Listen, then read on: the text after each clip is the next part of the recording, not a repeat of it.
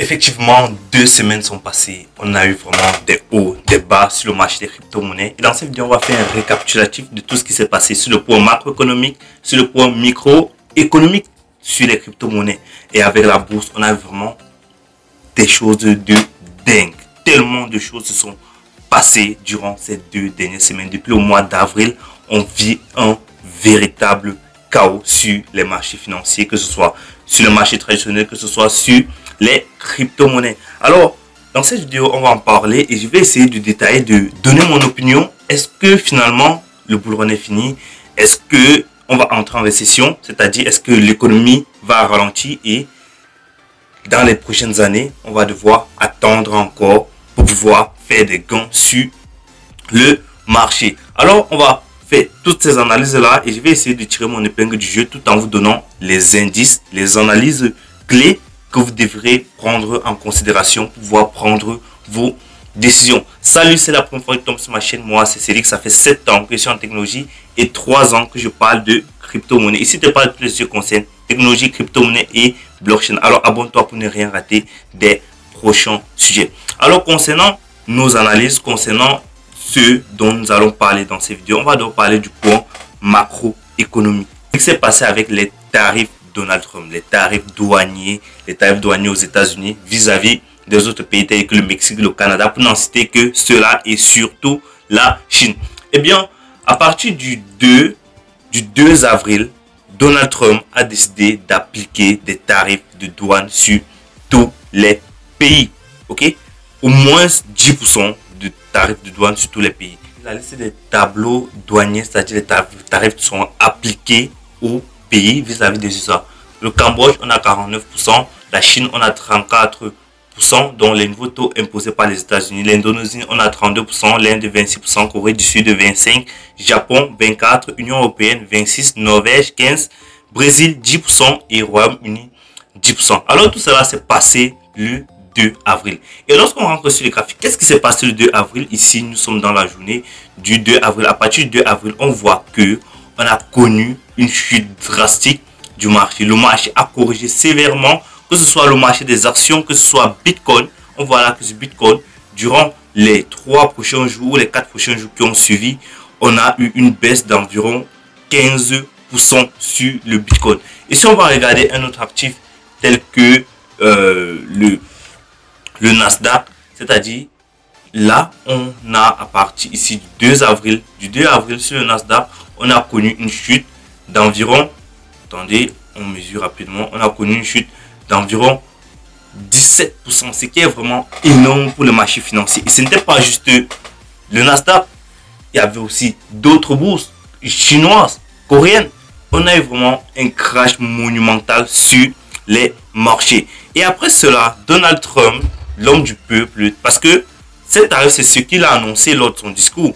Maintenant, après le 10 avril, il en a décidé de mettre une pause vis-à-vis de tous ces pays-là. Et on voit là immédiatement qu'on a eu une reprise immédiate à partir, attendez, à partir du 10 ici, à partir du 10 ici, on a eu une reprise immédiate. Et là, en fait, on est à plus 4%. Et sur certaines crypto-monnaies, nous sommes vraiment très bons. On a eu des rebonds parce que là, on voit, si on va sur le cas de Bitcoin, 9 avril, depuis le 9 avril, on a eu une hausse de 14 à 15% sur le Bitcoin et sur la majorité des altcoins. Et si on prend Ethereum qui est vraiment le nerf de la guerre, eh bien, est-ce que Ethereum rattrapera-t-il son retard vis-à-vis de Bitcoin? Reste à savoir. Pour l'instant, il est à 1500, à peu près 1600 $. Ce que je vais dire, c'est que je ne peux pas vous donner une réponse concrète si ce cycle sera similaire ou bien il va ressembler exactement aux anciens cycles. Parce que on dit souvent que les cycles ne se ressemblent pas, mais l'histoire, elle, rime. Techniquement, Ethereum reste la deuxième plus grande crypto-monnaie, que ce soit en termes d'utilité, que ce soit en termes de capitalisation, que ce soit en termes de, je vais dire quoi, d'ancienneté. Ethereum reste la deuxième plus grande crypto-monnaie. Et lorsqu'on voit tout ce qui est construit sur Ethereum, que ce soit pour la DeFi, que ce soit pour la tokenisation des actifs réels, que ce soit pour le gaming, en fait, on se dit tout juste que si tous ces projets, si tout cet écosystème prend de la valeur, Ethereum n'a pas le choix et ne doit que prendre de la valeur vis-à-vis de tous ces projets-là. Alors, mon opinion, c'est que Ethereum va finir par rattraper son retard vis-à-vis de Bitcoin et cela, vraiment, pourra déclencher ce qu'on attend tous, la alt season. Donc, lorsqu'on voit tout cela et on se demande en fait, est-ce que le cycle va ressembler aux autres? Je ne sais pas, mais ce qui est sûr, c'est que actuellement, nous sommes dans une phase de correction vraiment, il veut dire ça comment, tragique, si on va dire comme ça, même si le mot il est un peu fort. Mais là, je pense qu'on vit toujours une manipulation parce que une fois qu'on est dans le marché avec les institutions, qu'est-ce qu'ils font? En fait, ils vont vraiment chercher à faire douter le bas peuple, à douter tout ce qui vient d'arriver sur le marché, leur faire croire que les cryptos c'est de la merde, qu'il faut laisser tout cela tomber. Donc, il faut être assez solide. Alors, du point de vue macroéconomique, je pense que c'est de ça qu'on devait parler. Et surtout, il faut parler de la Fed parce que la Fed, c'est cet organisme-là qui a ce pouvoir de réguler les taux d'intérêt sur le marché, de contrôler l'inflation. Et lorsqu'on voit ici, sur l'indice Reflection, en fait, c'est un indice qui permet de mesurer en temps réel l'inflation aux États-Unis. Actuellement, il est à 1,49%. Ce qui stipule que l'inflation a fortement chuté et ce qui peut pousser à des risques de récession. Mais tout du moins, notre cher Jérôme Powell a encore décidé une fois de plus que l'économie n'était pas assez prête pour une baisse des taux d'intérêt. Donc cela restait vraiment à venir et on attend de voir ce qui va se passer durant la prochaine réunion. Et ce qui est assez important, c'est ceci en fait, ce que je vais vous montrer, c'est le Stock Money Reserve. En fait, c'est l'argent que la Réserve fédérale réinjecte sur le marché et on voit là que depuis 2023, de l'argent est en train d'être remis sur le marché. Et si on corrèle cela avec Bitcoin, on va voir que c'est depuis 2023 que Bitcoin a commencé à prendre de la valeur. Attendez, chaque fois que vous voyez que l'argent commence à entrer en circulation, en fait, on voit Bitcoin qui commence à prendre de l'ampleur. Donc, c'est assez récurrent et c'est assez normal que à chaque fois que de l'argent va être imprimé, les actifs, que ce soit des actifs traditionnels, des actifs à risque tels que les crypto-monnaies, prennent de la valeur. Alors, je pense que c'est qui s'en vient parce que c'est extrêmement important de comprendre qu'à chaque fois que on attend une baisse des taux d'intérêt, on relance à peu près ce qu'on appelle le quantitative easing, c'est-à-dire cette méthode d'assouplissement qui va permettre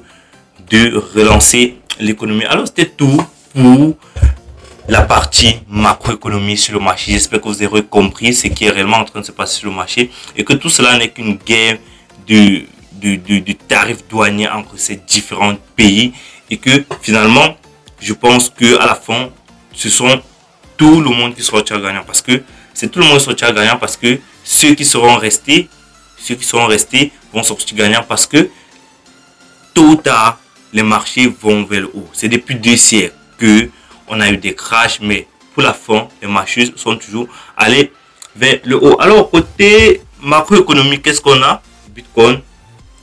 Et comprendre ce qui est réellement en train de se passer. On rentre sur Bitcoin, non, ça c'est la dominance de Bitcoin. C'est comme ça. BTC.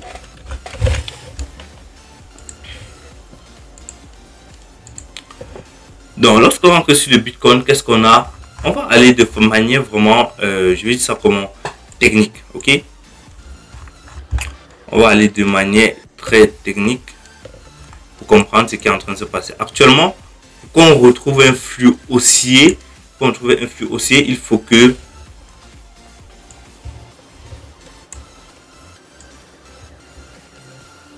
quand on retrouve un flux haussier, il faut que le marché casse cette zone-ci vers le haut. Donc, il faut que cette zone-ci soit cassée vers le haut. Donc, la zone des 90 000 $, il faut qu'on repasse au-dessus des 90 000 $. Et ici, on voit qu'on a eu une belle push. Parce que ici, déjà ici, on a eu, je vais dire ça comment, on a eu le premier test de la Fair Value Gap qui a été créé ici au niveau de 75 000 à 80 000 $.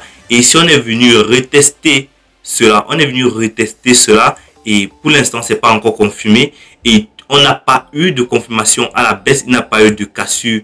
On n'a pas eu de cassure de bougie parce que pour qu'une tendance baissière soit confirmée, il aurait fallu que on ait une cassure à ces niveaux-ci et on ne l'a pas eu. Donc, pour l'instant, nous sommes encore en train de ranger et une fois qu'on va traverser cette zone-ci, on va casser cette zone-ci vers le haut. En fait, ce sera le début. On va repasser du côté haussier. Et ça, c'est pour l'analyse de Bitcoin de manière vraiment purement technique. Et si on va sur Ethereum, Ethereum s'est vraiment cassé la gueule. Et pour l'instant, pour qu'on repasse dans un flux haussier, il va falloir que on casse cette zone-ci. Il va falloir qu'on revienne aux 2000, aux 3000 $. Donc, pour le premier, il va falloir d'abord qu'on repasse ici au-dessus des 2000 $. Il va falloir qu'on repasse au-dessus des 2000 $. Donc, on attend de voir de la confirmation, ce qui est en train de se passer ici.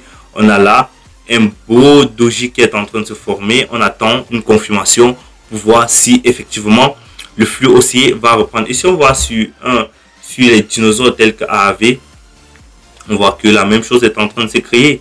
On a toujours une bougie vraiment de retournement qui est en train de se créer, mais sans confirmation. Donc, on attend que ça se clôture pour qu'on puisse confirmer. Et pour repasser aussi, il va falloir qu'on casse ces niveaux-ci. Donc, pour cela, on attend encore, on attend, on observe et on analyse. Maintenant, si on part du côté vraiment on-chain ici, sur l'offre, les long-term holders, on voit que l'offre s'est stabilisée autour des 83 000 $. Désolé, je suis extrêmement fatigué. Il est minuit à l'heure que je tourne cette vidéo. Il est pratiquement minuit à l'heure que je tourne cette vidéo. Vraiment, c'est pour vous donner du meilleur contenu. Alors, n'hésite pas à t'abonner, à me donner la force pour m'encourager. Donc, assez important à regarder, c'est la dominance de Bitcoin. On voit là qu'on est en train d'atteindre de nouveaux sommets, des sommets vraiment records. On est à 63,55% là actuellement. Et à quoi est-ce qu'on va s'attendre pour la suite du cycle? À chaque fois qu'on voit que on a eu vraiment une hausse fulgurante de la dominance et après on a eu une chute, il s'étend.